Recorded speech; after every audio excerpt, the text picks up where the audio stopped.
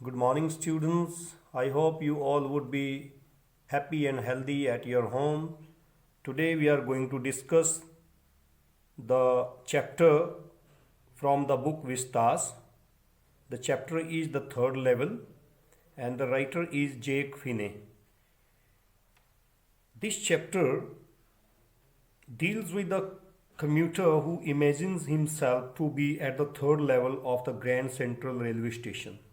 But in reality, there are only two levels. And when the narrator Charlie shares this information with his psychiatrist friend Sam Wiener,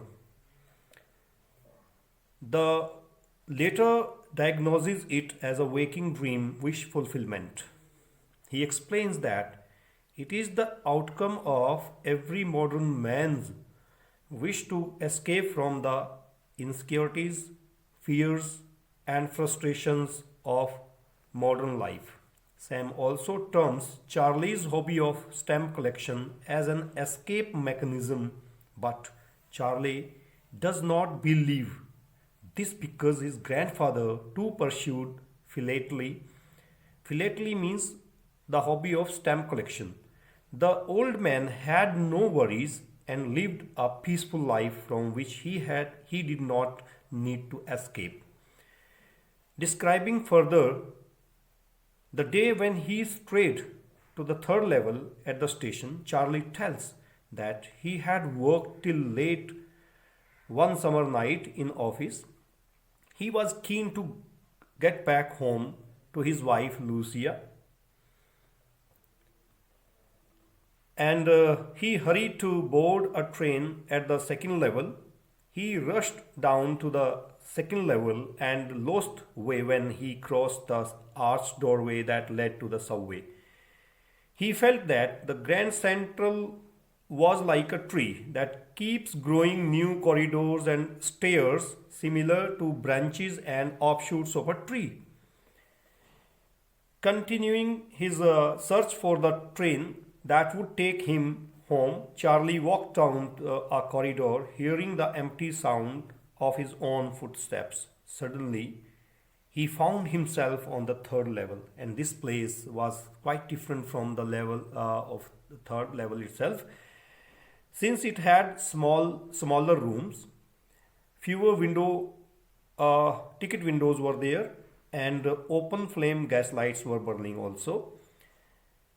The world, the old world charm of 19th century was visible in the manner of dressing adopted by the people on this third level.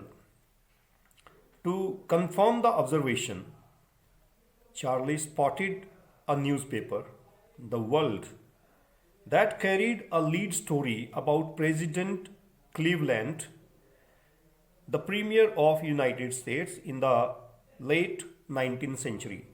Charlie also noted that the newspaper was dated just June 11, 1894. He then proceeded to the ticket window and asked for two tickets to Galesburg, Illinois, a place where he grew up as a schoolboy. He wished to return to the peaceful life in that place along with his wife. The thought that returning to 1894 would keep him away 20 years from First World War and 40 years from Second World War thrills Charlie. But the currency that he offers to pay at the ticket window was not accepted, and he was threatened by the clerk for trying to cheat. Charlie beats a hasty retreat on return to 20th century. He prepares to arrange the currency that was used in the late 19th century. He withdraws $300 from his bank next day and buys $200 in old style currency. This worries his psychiatrist friend Sam, but Charlie does not share with him the idea that the exists of the Grand Central actually lead to escape routes, and he had been there. Charlie tries to return to the third level in order to board a train that would take him to Galesburg. However, all his efforts prove futile and he never finds that third level again. He shares everything with his wife, who gets pretty worried and dissuades Charlie to look any further. After that, he stops his search for the third level and resumes routine life along with collection of stamps. Towards the end, the story takes a turn and Charlie tells that he and his wife have started the search of third level once again on weekends because they have found proof of its existence.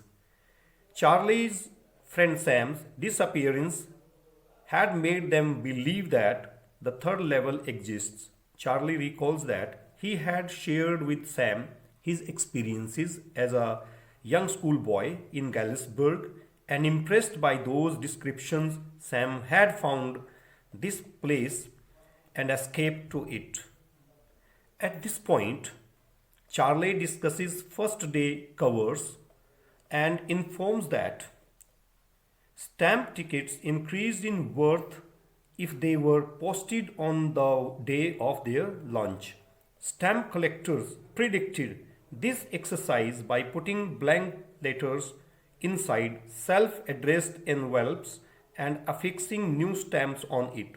They would then post it and keep it as treasure without opening the covers. Charlie discloses that he found one such first day cover in his collection.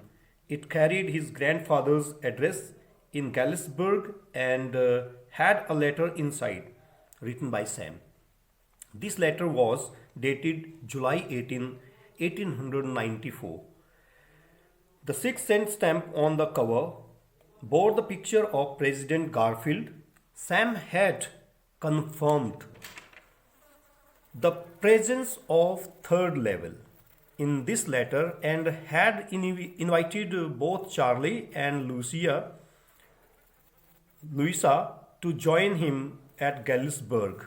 He advised them to continue their search for the third level till they found it.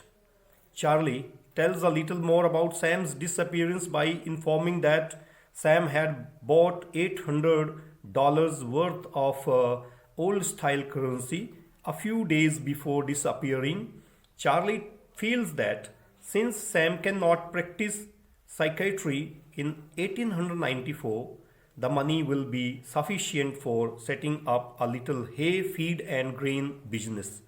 The ending of the chapter leaves us wondering whether Sam actually wrote a letter from Galesburg or it was yet another escape route of Charlie. This was the story of the chapter. Now I think you will be able to do the assignment followed by this chapter later on. Have a good time.